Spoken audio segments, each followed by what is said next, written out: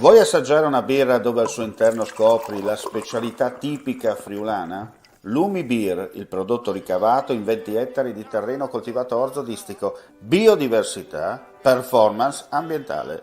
Lumi Beer nelle sue 5 versioni disponibili, 4 per consumo veloce e dissetante e la versione Magnum per intenditori.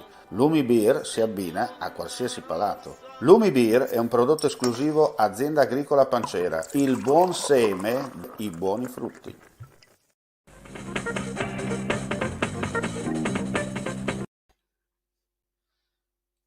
Cordiale saluto gentili amici, ben ritrovati a questa prima edizione del live su friulitv.net con gli aggiornamenti di cronaca dal Friuli Venezia Giulia.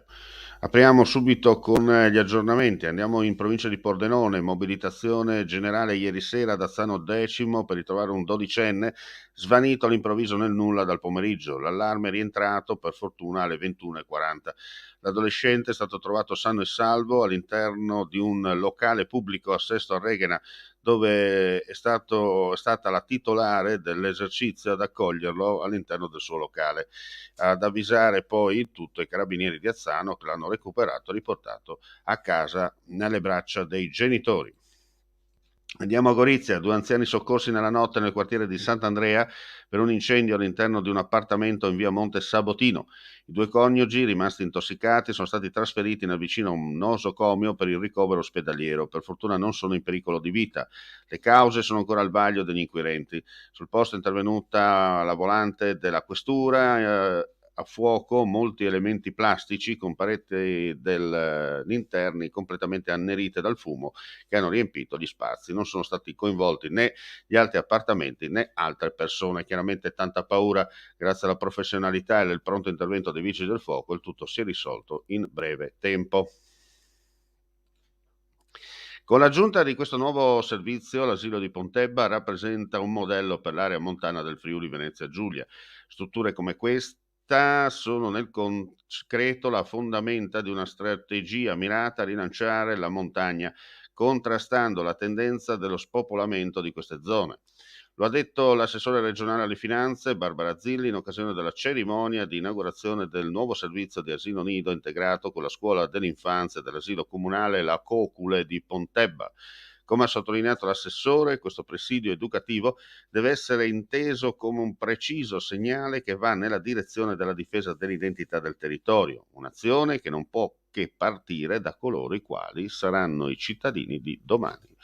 Ed ora parliamo di minoranze linguistiche territoriali, il servizio. Assessore Roberti, quest'oggi la prima conferenza regionale sulla tutela delle minoranze linguistiche tedesche del Friuli Venezia Giulia. Qual è stato l'obiettivo e quali spunti e suggerimenti che possono essere emersi da tenere in considerazione?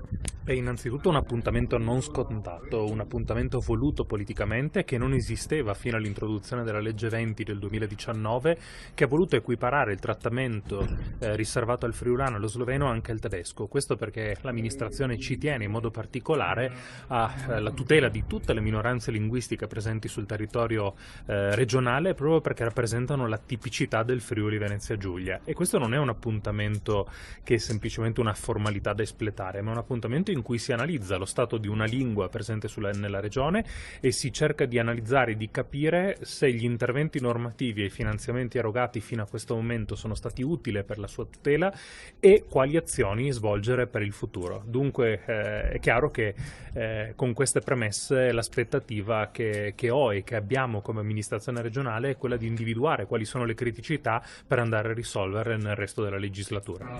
Tra l'altro è emerso proprio nel corso degli interventi che per quanto riguarda il sappadino qualche problema c'è, il rischio di poter perdere la lingua. Anche su questo la regione può intervenire in modo diretto o c'è in mente di poter fare qualcosa? Ma questo è un tema che purtroppo non riguarda soltanto il tedesco e il sappadino, ma un tema che riguarda tutte le lingue minoritarie.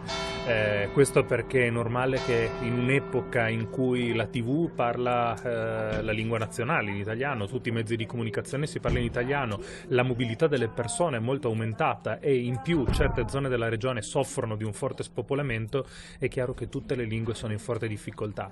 Noi dobbiamo essere anticiclici, cercare di interrompere quel flusso e fare in modo di investire delle risorse risorse perché quella lingua non venga soltanto vista come un mezzo di comunicazione, ma anche come un mezzo per salvaguardare delle radici e delle culture e delle tradizioni del territorio.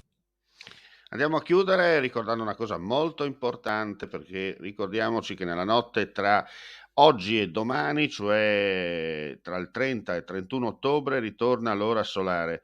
Alle 3 bisognerà ricordarsi di mettere le lancette degli orologi indietro di 60 minuti.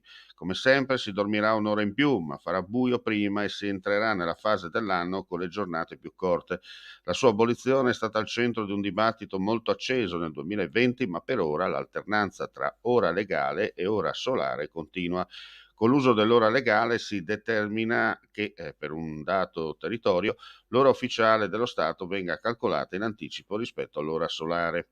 Per quanto riguarda invece l'ora legale, tornerà ufficialmente in attivazione il prossimo 27 marzo.